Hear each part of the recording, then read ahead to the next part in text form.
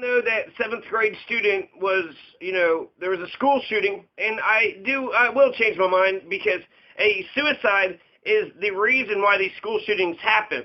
The person doesn't care for their own life, and so then that person doesn't care for other. Instead of taking it out on themselves, they would rather take it out on other people. And so in some respects, a suicide is very much a compassionate, way to not hurt others. And I totally, Keith Simmons rather hurt himself than to hurt anybody else. He's going through all this pain and all this torment, couldn't open up, couldn't tell nobody about it, couldn't see any light at the end of the tunnel, blows his head off. Now, after this school shooting of Keith Simmons, he took a long gun with a .22, and nobody, are we talking about banning .22 guns? These are the smallest guns you got out there. So I guess if he didn't have that, but I guess cops have guns, and could he just have used a knife? And if we ban all weapons from, we know who this Keith Simmons is, but here's a short list of why he possibly did it. School sucks, parents suck, home sucks, food sucks, water sucks, his mother's always up his ass, corporal punishment, too much homework, he gets no respect in school, the hierarchy, the domination, there's no sense of democracy in the school, he doesn't have any friends, there's a bunch of mean girls, a bunch of bullies. There's a short list of all the things that could have happened to Keith Simmons. Could you have changed your behavior? Could you have shown that, life was worth living? Could you have shown him a life preserver? Could you have, showed him the light? He was sad and depressed and ready to take the exit. But instead of hurting other poor kids, he only had it in himself to hurt himself and nobody else. And so for that, I thank Keith Simmons, and I hope he rests in peace. 13 years old, he's going to be forever young. That's the end of his chapter. Aaron Stark wrote a letter, so I guess he just felt compelled to, he's a father now, and so he said, when I was in school, I felt very similar to these things, and so he wrote a letter, and then he got on MSNBC or something, but he got some coverage. So Aaron Stark, who's from Colorado, said that he was prepared to shoot up the school, and he had said it for many reasons. He had a rough childhood. Then he said that he was abused and neglected at home. He faced relentless bullying at school for his weight, for his smarts, for doing what was right? He was doing his homework, and his frequently unwashed clothes. You're compelled to do the same crap we got to do. We all are being oppressed collectively, but it's easier just to, and his unwashed clothes. So he's poor. He can't. It's very commendable for Aaron Stark to actually, offer himself as an example of, essentially, this is an American issue. This is a cultural issue. This is going to be like Me Too. This is going to be a cultural moment for America. You need to stop being dicks. You need to stop being a bunch of fucking bullies. And you need to stop not giving a goddamn about each other. It does take a village. You are your brother's keeper. And we should love each other. Y'all tried that? Love? Yeah, I know you want to, bully everybody and do this and do that. But how about giving the motherfucker a hug and just saying, you know what? Your life matters, and there's so many things that you can do in this world. And find value. Find value in other people. So this Stark is saying when you have nothing to lose, anything can happen. When you have nothing to lose, when you're suicidal, and he's like, that thought should be terrifying. So essentially, he's getting made fun of. He's got poor clothes. He can't afford to wash his clothes. And a lot of people are pointing out to the access to guns, so he's sad and he's depressed. How come we don't try to prevent this thing from happening? It's just too fucking hard for you, America, isn't it? It's just too hard to give a shit. You're seeing some people and they're bullying this poor guy, Aaron Stark, because he's got poor clothes. You don't offer to give him nice clothes. You don't offer to give him a job. You don't offer to stop the bullying. You don't offer to do anything. You laugh. Hell, you probably participate in the damn thing. And why? Why are you such savages? Why are you such fucking pricks? Is that what the public education is teaching you all, to not give a damn about the Aaron Starks and the Simmons? Keith Simmons. Repeat that name. Keith Simmons. Another school shooting happened after this. And yet nobody talks about it because we don't actually want to address the underlying causes. Why did Keith Simmons kill himself? You answer that question, then you'll understand why Florida happened. Why the shooting in Parkland happened.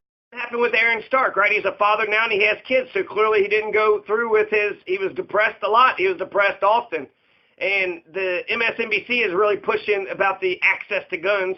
So he was saying that he was depressed, he was being made fun of, he's getting bullied for his weight because he listens to the teachers, right? If you listen to the teachers, or if you don't listen to the teachers, you can't win either way. Public education is vicious, and kids are cruel. And unwashed clothes, right? So he's poor. We could have helped him out, right? That's something that's economical. We could have helped him. And he's getting beat up, and he's getting neglected. Neglected at home and beat up. He had a rough childhood. So he's ready to go ahead and kill a lot of people and then kill himself. And it really, he says, wasn't directed at everybody else, but it was. And he was suicidal. So that's the thing. He's suicidal, and he's like, you know what? I just need to get me an AR-15. NBC, they go on a whole different direction. They're really, amping up the access to guns, right? So he's sad, depressed, and see, because he didn't have access to guns. And he said, yeah, that was a part of it. But the bigger part of it was love. I didn't have any love. I didn't have any love in my life. America. How come Aaron Stark didn't have any love in his life? Because you're a bunch of assholes? And so that's how he took it, right? There was no love in Aaron Stark's life, so he was ready to do, just hurt as many people as possible. His anger was at himself, but it was also at American society. How dare you let me live this existence? How dare you all not care about what I go through? And so he was ready to do something, but what saved him was filling that emptiness. He didn't have love. Somebody showed him love. And when he had a little bit of love, he realized this Aaron Stark, he's actually having the right conversation. He says, this is literally what happened that stopped me from carrying out my plan. It was that I couldn't find a gun. That's true. But it's also, that morning I was very suicidal, extremely suicidal, one evening. And a friend of mine, without having any idea what I was going through in the state that I was in, invited me over for a party I didn't even know what was going on. And she had baked me a blueberry peach pie, and I got there, and we all ate the pie, and it was all for me. And that literally saved my life that night. I wasn't going to survive that night if that hadn't happened. Somebody baked a blueberry peach pie. That's what saved Aaron Stark's life. What would have saved all those 17 kids in Florida's life? A blueberry peach pie. What would have saved Keith Simmons' life? A blueberry peach pie. How many blueberry peach pies do y'all eat every goddamn fucking night? You can't even share your... even with Jared Loughner, right? He got fired at Quiznos.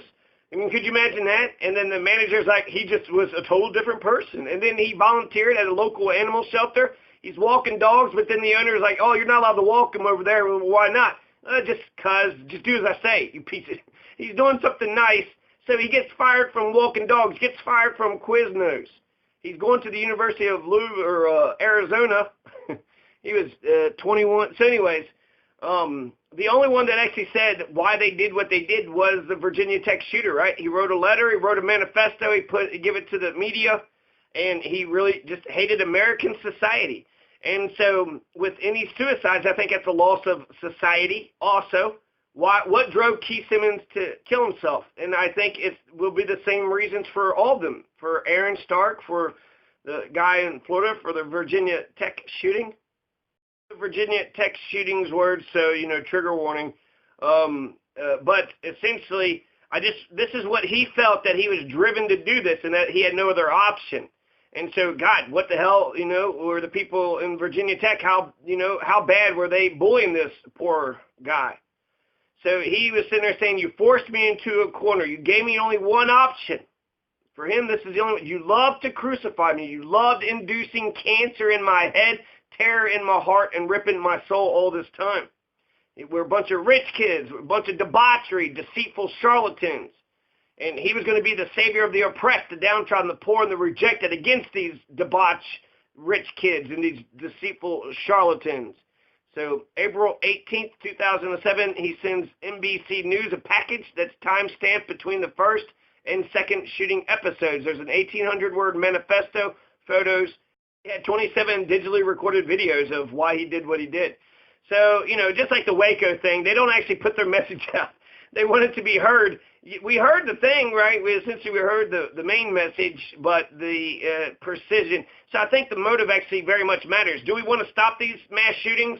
If we cut everybody's arms off, then nobody's going to be able to defend themselves, and you'll never get punched, right? Just deprive everybody of freedom. Just make sure they don't have any freedom of speech or any right to, to assemble, no right to petitions. Just shut the fuck up and do as the fascist, boot-thugged, jack-booted thugs tell you what to do. This is him. By destroying, we create the feelings in you of what it is like to be the victim, what it is like to be fucked and destroyed. Because of your annihilations, we create and raise new breeds of children who show you fuckers what you have done to us. Like Easter, it will be a day of rebirth. It will be a start of a...